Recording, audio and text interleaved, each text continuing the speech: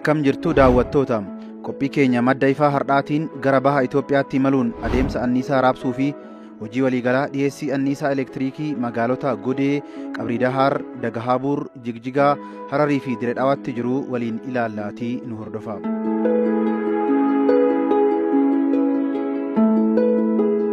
Adeemsaa fi hojimaata raabsaa anniisaa magaalotaa fi buufataalee raabsaa anniisaa kanneenii keessattis seenaa gabaabaa buufataalee raabsaa anniisaawwanii yookaan saabsteeshinii hojiilee idilee kan gama opereeshinii jedhamanii qindoomina buufataalee fi hojjettoota gidduu jiru sadarkaa buufataalee raabsaa anniisaawwanii akkasumas dhiyeessii magaalotaa fi maamiltootaaf kennamuu fi dhimmoota kan biroo irraa daawwattuutii nu waliin ta'a.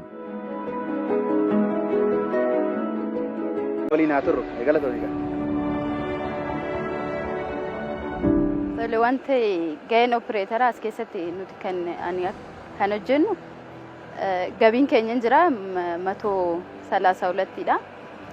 Gabiinis haa ta'u waciinis haa ta'u tiraansfoormaras haa ta'u yeroo rakkoolee mudate ifaa yogguu bade sa'aatiidhaan ifaa takataatallee kan hojjennudha. Inni sunis sa'aatiidhaan kan hojjetamu riippoortiin fuudhamu jira. Sa'aatii tokkoon kan fuudhamu jira. Buufataalee raabsaa anniisaa kanneen keessattis hordoffii gahaa gochuun dogoggoroonni hojii idilee adeemsa hojii opereeshinii keessatti mudatan falli kennamuufiin yoo humna ogeessotaa fi buufataalee raabsaa anniisaan ol ta'an ammoo galtee tuuta hojii garee suphaa ta'aa jechuudha.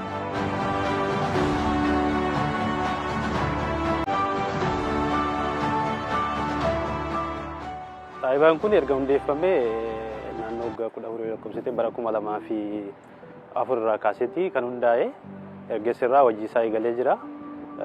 Keebiin isaa humni isaa iyyuu 230 bayii yookiin immoo yaa tokkoongii tokkoffaa irratti Qabrii Daarii kan deemu 132 keebiidha. Magaalaa kan deemu immoo iyyuu magaalaa Godee tokkoffaa magaalaa Godeedha. Tokkoongii keenya keebii 33 Adaawweedha. Innis keebii 33 Adaadileedha. keebii 33 akkasumas immoo iyyuu daataa maayiningiin jira. Innis immoo iyyuu bireekarii 2 kan qabudha jechuudha. Innis 33 keebiidha jechuudha. Sadarkaan sabsteeshinii keenya 230 keebiidha waan ta'eef sadarkaa jiddu kaleessatti kan argamudha jechuudha.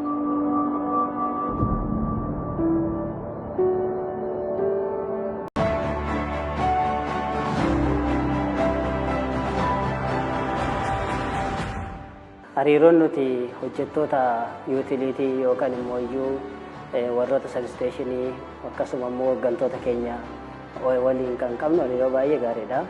Fakkeenyaaf asii yoomni kan nu yaalaa ba'ute warroota Godee waliin sirriitti hariiroo gaariidhaan walii bilbilee wal qopheessinee asiis meeshaa keenya qopheessinee kan irratti fudhannudha jechuudha. Yoo nu yaalaa ba'es bilbileessaan kan gaafannudha. As keessatti iyyuu wanti humna keenya ol ta'e yoo jiraate immoo hoogganaa keenya waliin sirriitti walitti dhufeenyaan kan hojjechaa jirrudha jechuudha.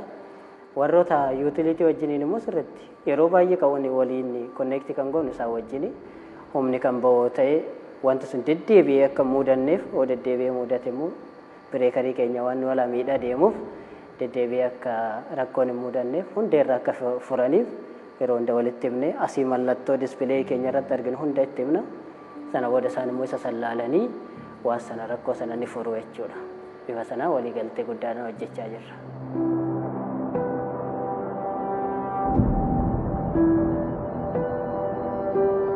Humna elektiriika Itoophiyaa riijiniiwwan baha Itoophiyaa lamaan jechuunis riijinii bahaa tokkoffaa fi lammaffaatti hojiilee anniisaa daddabarsuu fi adeemsa anniisaa qindeessanii raabsuu buufataalee raabsaa anniisaatti yookanis saabsteeshiniiwwanitti raawwatamuun waliin gahiinsa anniisaa misooma fi guddina diinagdee biyyattiitiin walgitu oomishuu fi dhiyeessuun danda'amee jira. Kanaanis naannolee Oromiyaa, Somaalii fi Hararii akkasumas magaalaa Diree Dhawaa dabalatee magaalota godinaalee fi aanaalee baha Itoophiyaatti argamanitti fedhii anniisaa elektiriikii jiru guutuudhaaf maddoota anniisaa elektiriikii haaromsaa